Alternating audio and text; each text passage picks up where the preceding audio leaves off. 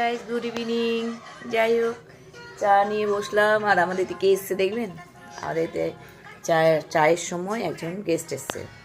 দেখুন তো চিনতে পারেন কি না। আর আমি কি বানিয়েছি চায়ের সাথে চা, এই যে চায়ের সাথে চা বানিয়েছি। এটা হচ্ছে ভেজিটেবিল চপ, এই যে সাদা সাদা দেখছেন ওগুলো তিল, খুব সুন্দর খেতে হয়েছে। ইনাকে দেখুন চিনতে পারেন কি না। ইনি এখন খেয়ে বলবে, জলটা খাবে আগে, তারপর খেয়ে ফিডব্যাক দেবে কেমন হয়েছে। খেয়ে দেখ রে কেমন হয়েছে। ভালো কিসের এটা বলো? সব রকম সবজি রয়েছে, বিটরুট, বিট, গাজর সব। কেমন হয়েছে সেটা বল। ভালো হয়েছে। ভালো হয়েছে। মাম কেমন হয়েছে?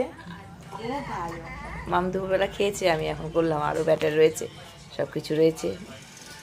ছেলে খেলে খাবে। গরম রে, তোরা খাচ্ছিস কীভাবে? বলছি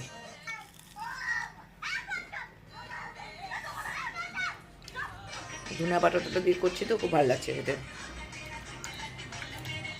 কালকে আমিও বানিয়েছিলাম ভালো লাগে এই চপটা। এইটাকেই মানে তোর হচ্ছে ময়দা মেখে পুর হিসেবে ঢুকিয়ে সিঙ্গারা হয়ে যাবে ভেজিটেবল।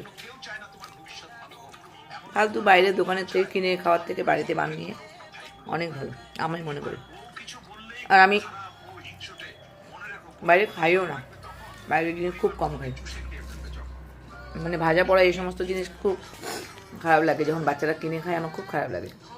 এই কারণে দামটা নিয়ে কোনো কথা না, এটা একটা রয়েছে। কিন্তু আর একটা জিনিস, ওই তেলটা যে ভাজে ওরা, কতদিন থেকে ওই তেলটা ভাজে, কত শরীর খারাপ করে জানেন ওগুলো খেলে যাবে না।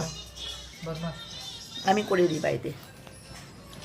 যাই হোক, আমরা চাটা এনজয় করি, পরে দেখা যাচ্ছে। চাটা।